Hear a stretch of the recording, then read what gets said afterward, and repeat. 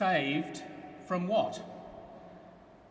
Christians talk a lot about salvation through Jesus' cross and resurrection.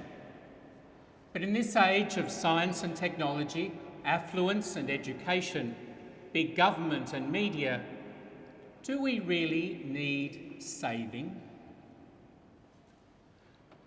Well, healthcare may address our physical diseases, but we know that it can at best only postpone our deaths. We are all left wondering, is there life after death? And then there are the moral, intellectual and emotional problems that are often even more resistant to prevention and cure than the physical ones. The COVID-19 crisis has revealed some of the best things about Australians, but it's also unveiled our shadow side, our anxieties and self-protectiveness, selfish hoarding and blame games. It's precisely to address this sort of thing, the sickness of sin, that Jesus died and rose, as well as to address sin's triumph in death.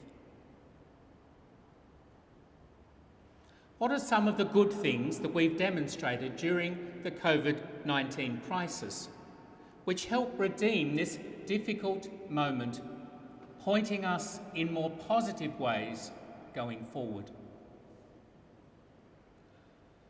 That we're all vulnerable and dependent, some easily spooked or panicked, and so we need each other's support.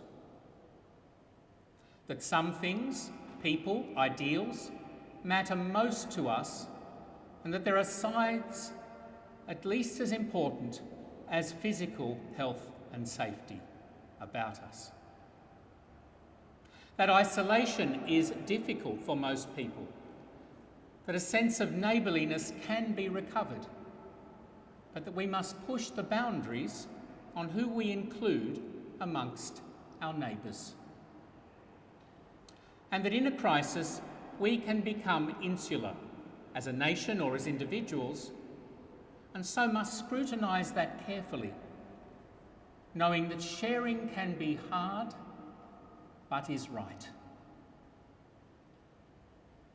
We've been mightily impressed by the courage and self-giving of our health professionals, pastoral workers and others, caring for the dead, sick or at risk. We should imitate their generosity and support them well in the future. We've witnessed our political, business and labour leaders cast aside ideological differences to lead us through these dangers and keep our polity and economy going. Let's hope that long continues. We've seen essential service workers stay on the job, others work from home, those out of work looking out for others. We've proven we can adapt. Now we've learned how, I suspect Zoom meetings will be much more a part of life going forward. And we've found new places and ways to pray and share our faith and ideals. While of course much will eventually return to normal, it will be a new normal, and it will be up to us to make sure that new normal is a better normal, more just and compassionate, more hopeful and caring.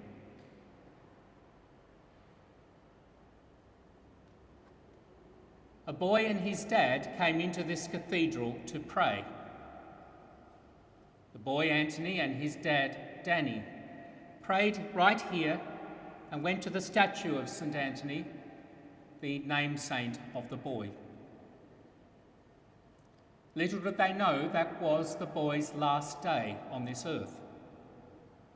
For Anthony, Angelina and Sienna Abdallah, with their cousin Veronique, would be killed by a drunk driver. Their parents, Danny and Layla, are with us today in St Mary's Cathedral, joined also by Veronique's parents, the Sackers.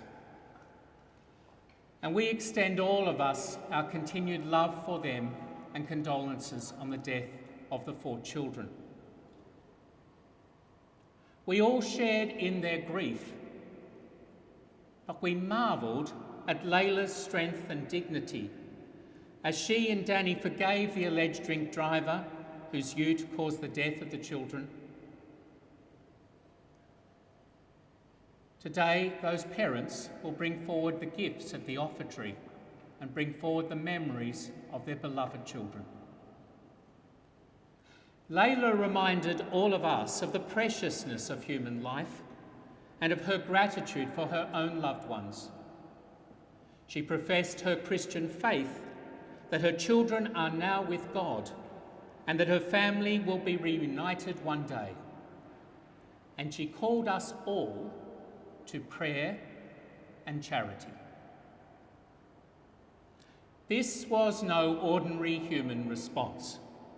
It was a superhuman one, a supernatural one, an Easter one. Yet this is not a family of superheroes or saints. These are ordinary people who, by God's grace, could do extraordinary things in the most terrible of circumstances. And it's precisely for this sort of thing that we are saved. As Layla read to us this morning from St Paul, it is our faith that gives us confidence that Anthony, Angelina, Sienna and Veronique have been brought back to life with Christ, and that enables us to let go of earthly thoughts like anger and revenge, self-protection and the rest, and dwell instead on heavenly things like peace and love and the glory our young ones now share with Jesus. Good Friday tells from what we are saved. Easter Sunday tells for what we are saved. And the Easter season, which begins today and extends to the end of time, proclaims loud and clear by whom we are saved. Jesus Christ, our sure and certain hope of the resurrection. Some will say, well, that's a nice story, but no thanks. I don't really believe in God. I get that. The resurrection can seem too good to be true. Like the Apostle Thomas, we might say that until I've got my paws on the risen Jesus myself, I'm not going to believe such hysteria and wishful thinking. Fair enough. Faith is a gift, freely accepted or not.